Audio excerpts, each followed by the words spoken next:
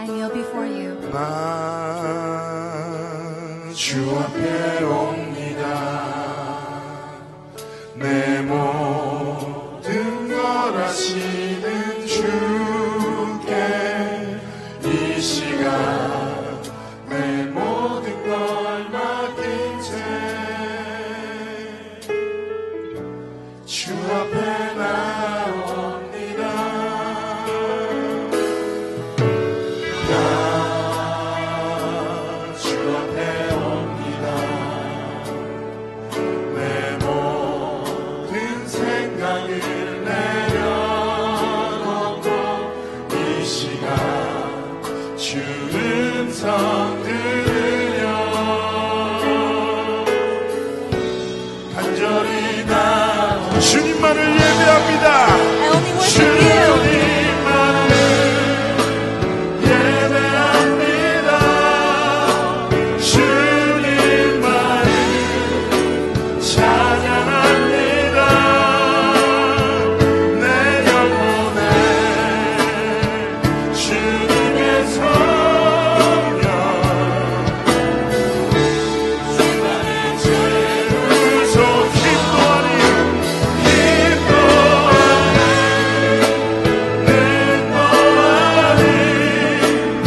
주의 성령 원합니다. 내 인생에 주님의 나라 희망의 하루 주님만을 예배합니다.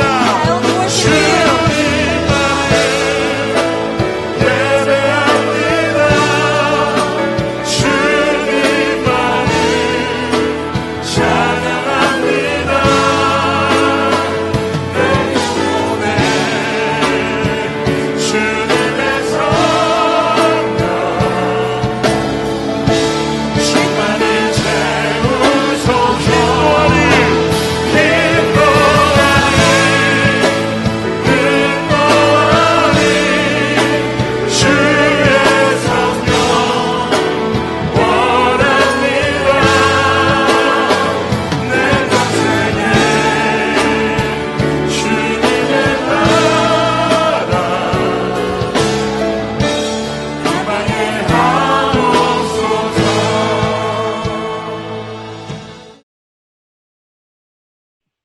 고린도후서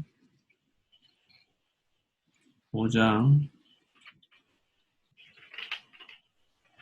20절입니다. 그러므로 우리가 그리스도를 대신하여 사신이 되어 하나님이 우리를 통하여 너희를 권면하신 것 같이 그리스도를 대신하여 간청하노니 너희는 하나님과 화목하라. 아멘. 복음을 받은 저와 여러분은 단순한 인생이 아닙니다. 적당히 살다가 적당히 또 세상과 시로애락을 누리며 결국 나중에 죽는 그런 인생이 아니라 우리는 이 땅에 태어날 때부터 우리는 분명한 사명을 가지고 태어났다라고 하는 것입니다. 그저 나그네 인생, 어디서 왔다 어디로 가는 그런 나그네 인생이 아니라 우리는 분명히 이 땅에 해야 할 일이 있으며 또 감당할 몫이 있으며 또 우리에게 부여된 중요한 청지기적 사명이 있다는 것을 늘 마음에 담고 살아야 되는 것입니다. 잠시 같지만 우리 인생은 짧으면 짧고 길면 긴 이 잠시 이루어나는 이 인생 같지만 하나님은 우리의 일생을 책임지셨습니다. 그러나 우리 인간이 하나님으로부터 부여받은 사명과 소명 천명이 없다면 꽃과 같고 풀과 같은 인생이라는 것입니다. 이사야 40장 8절에 꽃은 마르고 풀은 시드나 하나님의 말씀은 영원하다고 하지 않았습니까? 바로 우리 인생이 그리스도를 모르고 복음의 비밀을 모르면 꽃과 같고 풀과 같은 인생이라는 것입니다. 그러나 우리가 복음을 알고 그리스도를 알면 알수록 우리의 인생이 꽃과 같고 풀과 같은 그러한 인생이 이제는 세계 복음화하는 그리스도를 대신하는 사신이 되었다. 다시 말하면 하나님의 나라의 그 대사관에 우리가 영사가 된 거나 마찬가지다라는 것입니다. 저와 여러분은 그래서 단순한 사람들이 아니에요. 베드로 사도는 뭐라고 말합니까? 너희는 왕 같은 제사장이요 거룩한 나라의 소유된 백성이다. 이것을 많은 사람에게 전달하는 전도자의 삶이 있다는 거예요. 그래서 산을 넘고 산을 넘어 이 깊은 소식을 온 땅에 전하는 제사장의 사명이 있다는 거예요. 왕 같은 사명이 있다는 것입니다. 베드로전서 2장 9절과 10절에 우리의 할 일이 무엇인지, 우리가 어떻게 살아야 되는지 분명한 가치를 부여했다라고 하는 것이죠. 오늘 본문에서도 분명히 20절에 그러므로 우리가 그리스도를 대신하여, 이 말씀은 19절과 연결해서, 아니 고린도후서 전체를 연결해서 본다면 우리가 예수 그리스도를 대신한 사신이 되었다.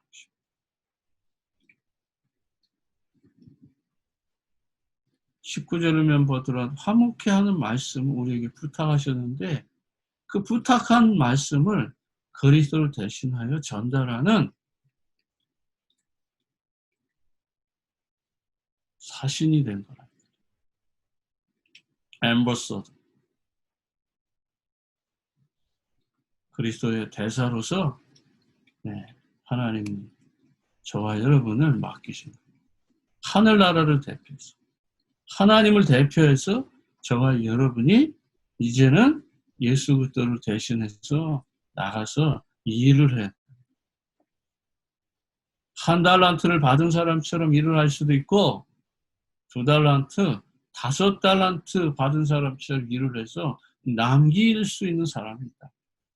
어쩌면 그 1달란트 받은 것마저도 빼앗기고 슬피 울며 이를 갈아야 되는 그러한 날이 올지도 모른다. 저와 여러분에게 맡겨진 이 청지기의 사명이 단순한 사명이 아니라 우리의 청지기의 사명은 1달란트 붙잡고 1달란트를 땅에 묻어두는 그러한 청지기가 아니라 2달란트, 5달란트 받은 자처럼 남기는 자라. 30배, 60배, 100배로 남기는 자예요. 우리가 전도하는 이 사명, 전도하는 이 축복도 역시 남기는 것이지 그냥 1달란트 받은 그대로 간직하고 있다가 주님 부르시면 가는 게 아니에요. 1달란트를 잘 지키는 것도 중요하겠지만 성경은, 주님은 그걸 원하는 것이 아니란 말이에요. 하나님 앞에 우리가 본질적으로 남기는 일을 하는 거죠. 그래서 교회가 살아나야 돼. 교회 학교가 텅텅 비어 있어도 여기에 대해서 아무 반응이 없고 감각이 없다. 우리가 그리스도를 대신한 사신이 아니라는 것이죠. 중고등부 청년 대학생들이 방황하고 있다. 저들에게 아무런 감각이 없다. 우리의 마음 깊은 곳에, 한 곳에 영혼 사랑하는 마음이 없다. 우리는 하나님 앞에 우리 자신을 들여다봐야 돼.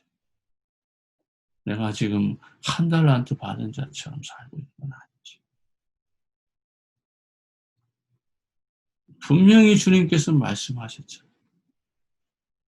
먼저 해야 될 일과 나중 해야 될 일. 주기도문을 늘 우리가 고백하면서도 먼저 할 일과 나중 할 일. 마태복음 6장 33절에도 먼저 할 일과 나중 할 일이. 그런데 지금 우리는 나중 할 일에 늘 마음이 뺏기고 거기에 사로잡히다 보니까 하나님의 중요한 것들을 잊고 사는, 무시하고 사는, 모른 척하고 사는 그러한 영적인 문둥병자가 되고 있다라는 것입니다. 창세기 3장 15절. 이 언약을 붙잡고 우리가 승리해야 될 이유가 무엇입니까? 오늘 김은희 집사님이 새벽 기도에 못 나오셨는데 아마도 충격을 받아서 못 나왔을지 모르겠어요. 어제 방문을 했는데 이웃집 아저씨가 총을 가져와서 그 뱀을 머리를 쏴가지고 잡았습니다. 쟤는 조금 늦게 갔는데 그렇게 큰 뱀을 처음 봤어요. 총을 쏴서 머리에 맞았는데도 그 뱀이 죽지를 않아요. 죽은 줄 알았는데 나중에 내가 가서 보니까 살아있더라. 내가 삽을 가지고 그 머리를 다 이겼는데도 죽지를 않더라. 그런데 그냥 본 게 아니에요. 닭장 속으로 기어 들어가니까 집사님이 뭘 가지고 눌렀는지 10분 동안 바르륵 떨면서 그 뱀 꿈틀거리는 걸 누르고 있어요. 한 손으로는 누르고 있고 한 손으로는 여기저기 전화해가지고 구조 요청을 하는 겁니다. 그런데 이웃집 아저씨가 총을 들고 와가지고 그걸 쏴버려요. 왜 그렇게 그 뱀을 잡으려고 했을까요? 닭장 안에 2마리의 생명이 있기 때문에. 그 병아리 2마리를 지키려고 그 뱀과 사투를 벌이는 게 인간의 본능이라고요. 내 생명이니까. 그 병아리마저도 내 생명이라고 하는 그 생명이 마음에 담기니까. 그게 본능적으로 나오는 거라고요. 근데 여러분 어떨까요? 아마 여기 계신 분들 다 도망갈 거예요. 내 생명을 지켜야 됐다고 하는 그 마음이 딱 들어가면요. 두려운 게 어디 있습니까?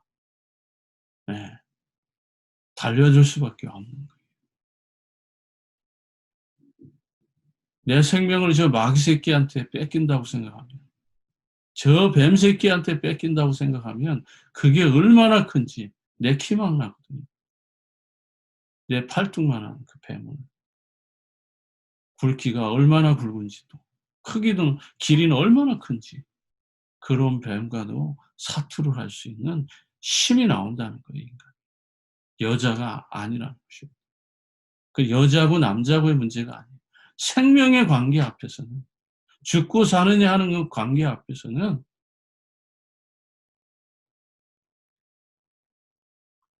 그러한 힘이 있다라는 것을 우리는 기억해야 돼요. 그렇게 마귀가 끈질기고 그렇게 마귀 사탄이 머리가 깨져도 늘 꿈틀거린다는 것을 그걸 통해서 우리는 또 배우게 되는 것입니다. 그리스도를 대신하여 사신이 됐다는 것은 국가라고 하는 하나님의 나라 왕국에 대한 우리의 책임이 있는 것이죠. 그러면서 뭐라고 말합니까? 하나님이 우리를 통하여 너희를 권면하시는 것 같이 하나님이 우리를 통하여서 너희를 권면한다. 하나님이 그 사도 바울과 제자들을 통해서 너희가 그리스도를 대신해서 화목케 하는 말씀을 부탁하라고 분명하게 말씀한다 이 말이에요. 그러니까 저와 여러분도 마찬가지로 우리 렘넌트들과 우리 성도들과 150개 대학에 있는 모든 영혼을 대신해서 화목케 하는 그 말씀을 대신 전달해야 될 그리스도의 사신이라는 것입니다. 우리에게 이런 엄청난 책임이 있음에도 불구하고 그 책임감에 대해서 우리가 감각이 어느새 우리의 마음과 생각과 삶이 문둥병자가 되고 있다.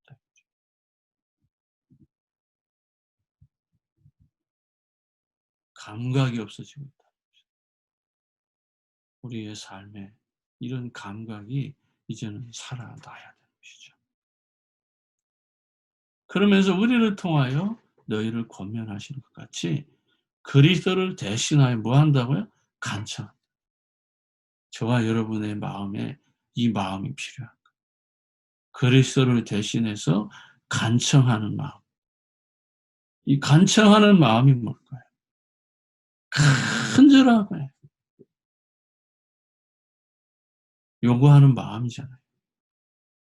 뭔가 여러분 우리 마음에 필요한 것이 있다면 꼭 가져야 될 것이 있다면 소유하려고 하는 것이 있다면 얼마나 간절할 거예요. 이 간청하는 마음이 자신으로부터 나와 관계된 그 주변의 사람들로 번져 나가는 것입니다. 그러므로 내가 맡겨진 삶의 영역 안에서도 또 내가 맡겨진 교회 안의 영역 안에서 또 우리가 노스캐롤라이나라고 하는 150개 대학의 영역 안에서 이 간청하는 마음이 필요한 것이죠. 예수가 그리스도라고 입으로만 고백한 것이 아니고 우리 삶의 전 영역에 정말 이 예수 그리스도가 필요하다라고 이 그리스도를 정말 증거해야 되겠다고 하는 이 땅의 모든 문제가 영적인 문제인데 이 창세기 3장의 문제를 해결하는 이 화목케 하는 말씀을 우리에게 부탁하셨는데 내가 이것을 어떻게 하면 저 영혼들에게 증거해서 내가 교회학교를 살리고 중고등부 청년 대학부를 살리고 장년부를 살려서 하나님의 마음을 시원케 할 것인가라고 하는 이 간청하는 이 마음이 우리에게 필요한 것입니다. 이걸 또 다른 말로는 영혼 사랑하는 마음, 복음 전하고자 하는 그 마음, 다락방 성경적 전도 전략 20가지를 이루어가려고 하는 그 마음으로 간청하는 마음이 되는 것이죠. 그러므로 이 일을 하기 위해서 너희는 뭐 한다고요? 하나님과 먼저 화목하라는 거예요. 결론적으로 말씀드리면 그리스도를 대신해서 사신이 되는 것은 먼저 하나님과 화목하라. 어떻게 해요?